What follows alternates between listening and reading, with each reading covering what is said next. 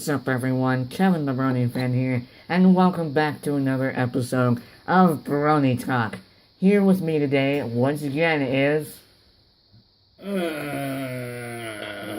One mean pony. You don't sound very happy. I'm not exactly happy about this idea of it. We're going to talk about this pony. The pony right in front of us, Yes. giving us that smirk.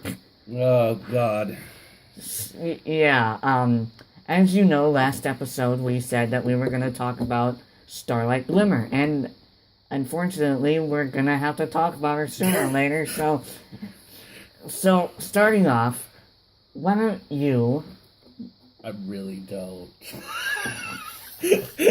No, okay.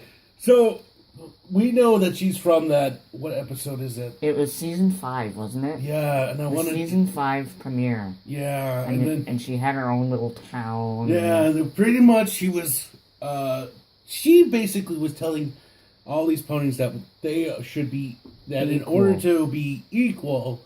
They shouldn't have their cutie marks because... And she thought she was making every pony think that equality was better than being different. Well, even then, if you're thinking about it like that, you're going like...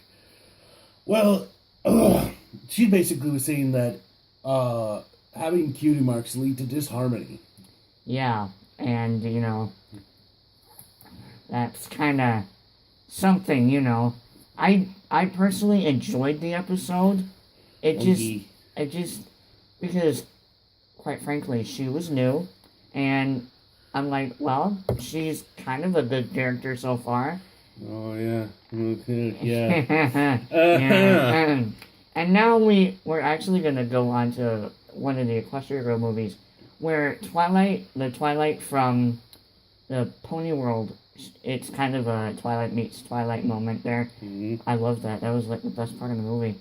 But it was Twilight meets Twilight, and the Twilight from the Pony World talks about this time travel thing. There's some that strange happened. time travel. Oh, it's supposed to... That part, the one you're saying is kind of the... Yeah.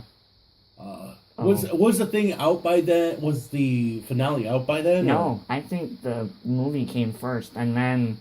Either or, it was like trying to her going like, there's all of a sudden time travel, crazy things happen. Yeah.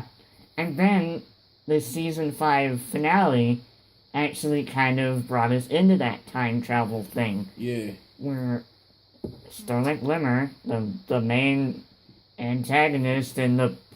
Right, that's what she is, an antagonist. Yeah, the antagonist. She goes back in time and tries to screw up Ponyville and like screw stop up and Equestria, not let the Sonic Boom happen. Yeah, basically. Sonic Rainbow, I apologize. Wow, you've been a brony for how long and you don't know? I know what it is. I just didn't remember what it was. Oh yeah, sure.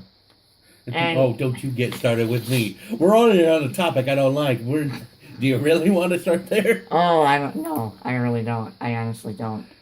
But anyway, we learned that it's a big surprise that all happened because something terrible happened to her when she was a young girl. A young foal. Or young filly, whatever whatever you want to call it. But anyways, after that, the thing that I didn't like was they turned her good. And don't get me started on that. We're gonna have to talk about it. We're making an episode based on Starlight Glimmer. I mean... It's gonna have to happen. So, let's talk about her being evil. Did you enjoy her being evil? Okay. This is the first subject I'm gonna start on why I don't like Starlight Glimmer. Okay. She's way better as a villain than a hero. Are you serious? You really would rather see her as a villain? Yes. And a good guy? Yes. Yes, I can't stress that enough. You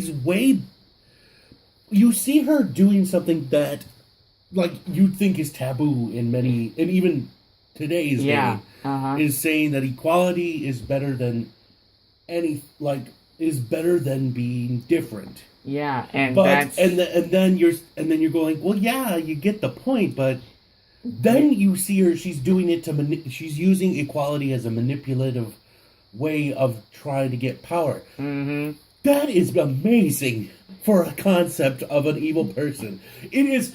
You don't think about it. You don't go like, no. You don't assume that equality is bad. You're not going, okay, well, excuse me, that, oh, if these people are all together the same, and they don't have anything special about them, they can't do anything to each other. No. But then that leads to people being able to be convinced that, oh, everyone else should be equal too. And basically she's manipulating them. And it works so well. And what about the season 5 finale when she goes back in time and actually tries to stop the sonic rainbow from happening? That is just ingenious. Because if you stop that, you think stop... about it like that. Think about how evil you would have to be. Because you are doing, like, magic that was...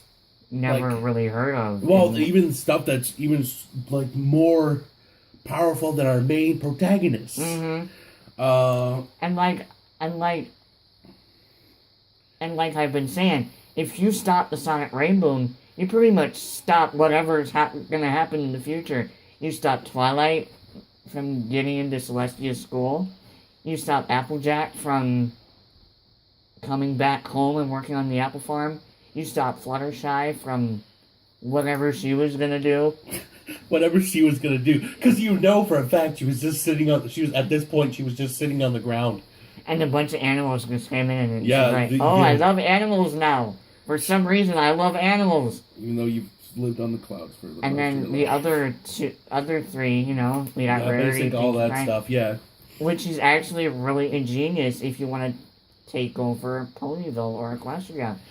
And then what else was there? Bloody, I'm trying to remember what I was gonna say. I really don't. But yeah, you're going like, you got this pony who's doing all these really things that you're going like, oh geez, we better.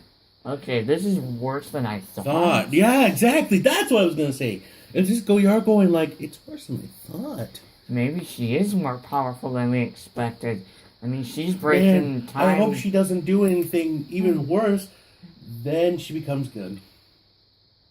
And let's start with that. The season 6 I was going like, I'm pretty sure there would be no reason to go into season 6, because all of season 5 is how I can tell you why I don't like her. Really? Yes. Because, again, first of all, she's using an idea that is considered very, very taboo, like to be hated upon. Of course. Equality. Yes. And using it to manipulate people. She's using magic to, magic that we haven't seen before, including time travel. Of course. And using, we've already seen her able to take away cutie marks. Yeah, so, if that were onto a bigger scale, what else could she do with it? Exactly. You're missing the second point here. Her backstory doesn't make any load of sense. No. Even though she's a great villain, they didn't really put any effort into her backstory. No, because she's got, basically, you're going to tell me like this, quick. I'm pretty sure I know what it is, but I'm just getting a refresher here. Her friend gets her cutie mark and leaves. Yep. Pretty much. And she's all deserted, and she feels left out, blah, blah, blah. Okay. Etc. And that's how she becomes evil. But anyway.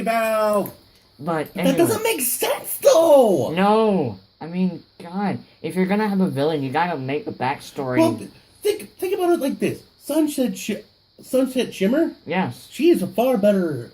I forgive the whole idea of her being evil turning to good. Yes. Because she was actually she had an actually decent backstory. But it wasn't in the TV show itself. No, you had to go through the comics then. Oh, yeah. And aren't the comics canon to the... That's debatable, but it's widely accepted that they are pretty much canon. Uh-huh. At some point in time, they... Yes. In some point in time, they do happen, but... And I think more comics are canon than others. Yes. But I believe it was either the 2014 or 2015 annual. Yeah, I don't remember. Yeah. I haven't really stayed up to date with those comics. But no, me neither, but I do know it's one of the annuals. I think it was the 2004, because the 2015, or 2014, because the 2015, I think, was the Power Pony stuff. Yeah, the Power Pony stuff. Yeah, the Power Pony stuff. Well, we're not going to talk about that now. Yeah, I know. I'm just going to be like, oh, Power Pony. But we're gonna go into season 6 because she's in that season, and if we're gonna talk about her in season 5, we kind of need to discuss what happens in season 6. All right. So, the season 6 premiere, we get introduced to Flurry Heart. All right. And she tries out a new friendship lesson for the first time in her life. Oh God. Remember that wizard?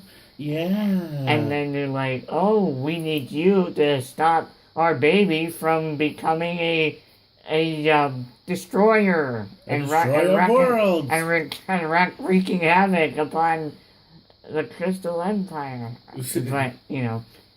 But I think my favorite episode from when they had Starlight Glimmer, I know this is kind of weird, but I do like the whole Christmas Carol episode. Oh, God. You're going to talk about that one? Oh, yeah. I'm bringing that up. Macaroni walls.